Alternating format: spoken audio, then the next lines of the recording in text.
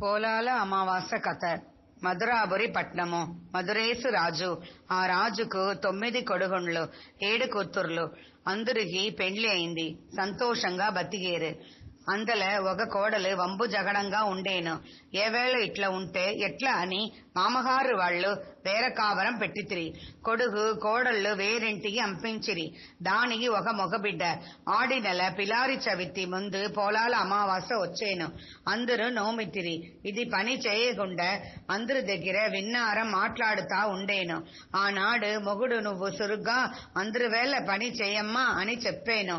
దానికి కోపము వచ్చి తన బిడ్డని కొట్టి తిట్టి ఉయ్యాల వేసేను. లేస్తే చంపేస్తున్నా అని చెప్పాను. పోలాల అమావాస్య పూజకు అన్ని అమర్చి పెట్టేసి బిమ్మట బిడ్డని ఎత్తితే బిడ్డ చచ్చిపోయి ఉండింది. అయ్యో బిడ్డకు ఎవరి శాపమో, పండగ పుట్ట వేసి బిడ్డ చచ్చిపోయింది. ఇట్లనే 9 ఏండ్లు 9 బిడ్డలు చచ్చిపోయినారు. కడసి బిడ్డని ఇద్దరు ఆలు మొగుడు మమ్మిడి ఎత్తుకుని తాను బిడ్డని ఎత్తుకుని పొయ్యిరి. పొయ్యే దోవల ఒక పిల్లారి. ఏలమ్మా మనసు వ్యసనంగా పొయ్యేవు అని అడిగాను. అప్పా ఇట్లా 9 బిడ్డల్ని పోడ్చిరి. నేను తపస్సుకు పొయ్యేనని చెప్పాను. పోతి వెంట నాకు కూడా పెండ్లి కాకుండా ఉంది, వరం అడుగురా అని చెప్పాను. తిరిగే కొంచెం దూరం పోంగనే ఒక గెందమ్మాను నిండా దినాలుగాను ఎవరు ఎత్తేది లేదు, అది నాకు కూడా వరం అడుగురా అని చెప్పాను. తిరిగే కొంచెం దూరం పోంగనే ఒక బావి గెట్ట సరిగా నీళ్లు పొల్లి పోతా ఉండేను. గువ్వ కూడా తాగలేదు, అది నాకు కూడా ఒక వరం అడుగురా అని చెప్పాను. తిరిగే కొంచెం దూరం పోంగనే ఒక ఎద్దు మొంకాళ్ళు మట్టం కసుబు ఉంది, నోటికి అందలేదు, అది నాకు కూడా ఒక వరం అడుగురా అని చెప్పాను. తిరిగే కొంచెం దూరం పోంగనే ఒక ఆవు, దానికి కడుపు నిండా మడి చుట్టి దూడలు నోటికి అందలేదు, దూడలు ఆకిలికి అల్లాడి, అది నాకు కూడా ఒక వరం అడుగురా అని చెప్పాను. తిరిగే కొంచెం దూరం పోంగనే ఒక రాయి, ఆ రాయికి ఒకరం అంటేది లేదు, ఎత్తేది లేదు, అది నాకు కూడా ఒక వారం అడుగురా అని చెప్పాను. తిరిగే కొంచెం దూరం పోంగనే దోసల పెనాలు 2 కాల్తా ఉండేను. పిండి రుబ్బి పెట్టింది, పోసే తినేటి వాళ్ళు ఓరు లేదు, అది నాకు కూడా ఒక వారం అడుగురా అని చెప్పాను.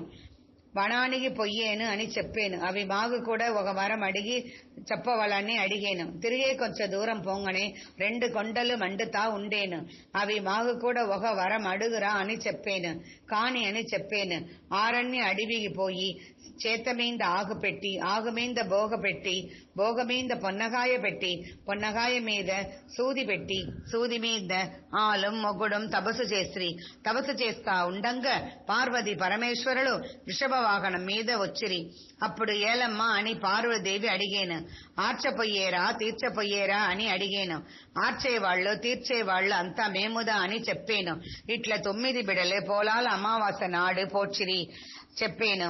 నువ్వు ముంతటి జన్మాన నోమిన వృద్ధాంతముని సరిగ్గా చెయ్యలేదు, కింద విచిరించి ఇచ్చేది ఈ జన్మాన పెద్ద చిన్న లేక అక్రమం చేసివి, దాని వల్ల కష్టము వచ్చేను అని చెప్పాను. మీరు చెప్పినట్లనే వినేను, అట్లను చెప్పాను. అక్కడనే నదిలో పోయి స్నానం చెయ్యమని చెప్పిరి. పోలాల అమావాస నోముకు కావలసిన చింబిలి, పిండి, మొలగలు, అప్పాలు, వడలు, ధాన్యాలు, పరవెన్నం, కుడుము, బిళ్ళలు పార్వతీదేవి చేసి ఇచ్చాను. అక్కడనే గౌరమ్మని పెట్టి నోమేనే. గౌరీదేవిని ఎత్తుకుని వచ్చి బిడలంతా లేసి రావాల అంటని అడిగాను. కుండల మీద పూలక్షంతలు చల్లితి వింట నీ బిడ్డలంతా లేసుగుంట్రు, ఈ పదార్థాలంతా పెట్టి బిడ్డల్ని లేసుగుంచని చెప్పాను. ఈ కొండలు 2 మండుతా ఉండేదని విమోచనం ఏమింటే అడిగాను. తోడిగోడళ్ళు వాళ్ళు ముట్టు వాళ్ళు అంటుగుండ్రి, దాని వల్ల ఇట్లయ్యింది, పూలక్షంతలు చల్లు స్వర్గానికి పోతురని చెప్పాను. ఈ దోసల పెనాల వివరం అడిగాను. అత్త పెట్టిన పెనం కోడలు దించి, కోడలు పెట్టిన పెనం అత్త దించి మర్చిపోయిన దాని వల్ల కాల్తా ఉంది, పూలక్షంతలు చల్లు స్వర్గానికి పోడుస్తని చెప్పాను. ఆ రాయి విమోచనం అడిగాను. అది ఒక ఆడది, మొగుడిని సడ్డ చేయలేదు, పెద్ద జనం ఉన్నని వారికి నువ్వు అని అనేను. దానికి పూలక్షంతలు చల్లు స్వర్గానికి పోడుస్తురని చెప్పాను. ఆ బావి విమోచనం అడిగాను. అది మొదటి జన్మాన బిగినీళ్లు ఇయ్యదు, దాని వల్ల ఇట్లా ఉన్నది, పూలక్షంతలు చల్లు నీళ్లు తాగు స్వర్గానికి పోడ్చురని చెప్పాను. ఆ ఎద్దుకు విమోచనం అడిగాను. ఒక రాజు బిచ్చగాడికి భిక్షం పెట్టడు, ఆగిలి ఎత్తిన వారికి అన్నం పెట్టడు, అట్లగాదని వస్తే తలుపు మూసుకుంటుడు. దానివల్ల అట్లుంది పూలక్షంతులు చల్లు కసువెత్తి వెయ్యి స్వర్గానికి పోడుస్తులని చెప్పాను. ఆవు వివరం అడిగాను. ఒక రాజు ఇంట్లో దినం ఒక బింద పాలు పిండును. బిడ్డ పాలుగు వస్తే తలుపు మూసుకొని లేదని చెప్తురు. పూలక్షంతులు చల్లు నువ్వు పాలు పిండి తాగు స్వర్గానికి పోడుస్తురు అని చెప్పాను. ఆ మల్ల చెట్టు వివరం అడిగాను.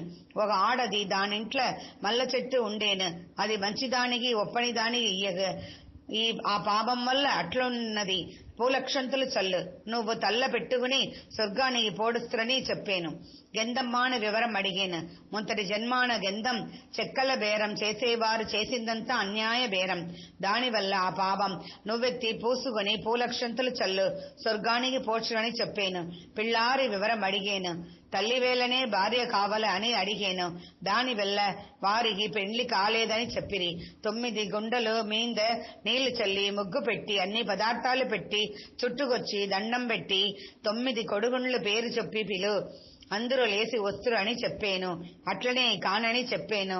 పల్లాడ్ల ఉండి బరదాళ్ళ చదివే కొడుగా రారా, ఉయ్యాళ్ళ ఉండి ఉగ్గు అడిగే కొడుగా రారా, అంగట్ల ఉండి ఆడి వచ్చి ఆభరణము ముట్టితోసి అమ్మా పాలియ్యమ్మా అని అడిగే కొడుగే రారా అట్లంట పిలిచేను. అందరూ లేసి వస్త్రి.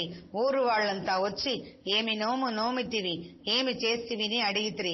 తపస్సుకు పోయింది వచ్చింది అంతా చెప్పాను. బిడ్డలు లేచి పోయి వచ్చిరి.